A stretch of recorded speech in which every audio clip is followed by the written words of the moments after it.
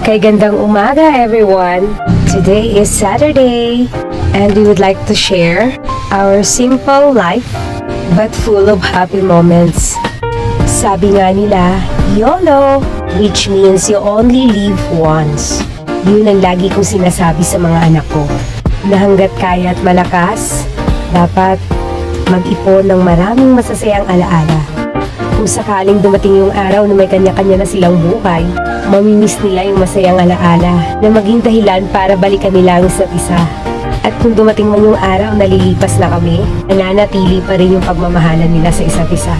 Hindi man sila mulat sa mga luho, pero alam namin sa sarili namin mag-asawa na bukas yung mga kamay namin para yakapin sila ng buong pagmamahal. Our life is not perfect, but we always choose to be happy. Kaya kapag may mga ganito kaming bonding, kahit simple lang, gusto kong kinukuhaan. Ayaw ko kasing mamiss yung mga bagay na meron sila. Simple man para sa iba, pero para sa akin, it creates so much big space in my heart. We raise our kids sa simpleng pamumuhay so that they will appreciate every single things in their life.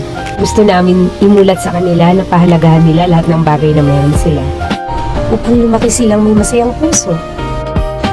Akala ko noon as a parent, pag nabigay natin lahat ng mga gusto ng mga anak natin, hindi lang needs yung mga luho, okay na tayo bilang isang magulang. Iba rin mo, iba pa rin talaga pag may affection. Yung feeling na pag nakikipag-usap sila sa akin, hindi sila naiilang ikwento lahat, kahit yung mga personal feelings nila. Yung malaya nilang na-express yung feelings nila.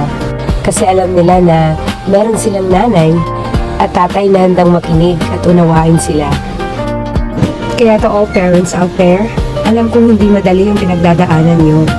Mahirap at masarap magpalaki ng anak.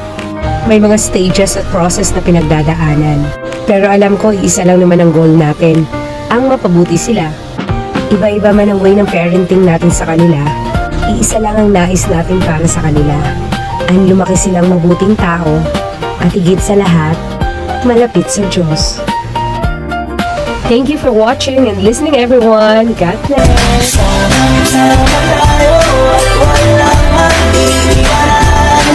May problema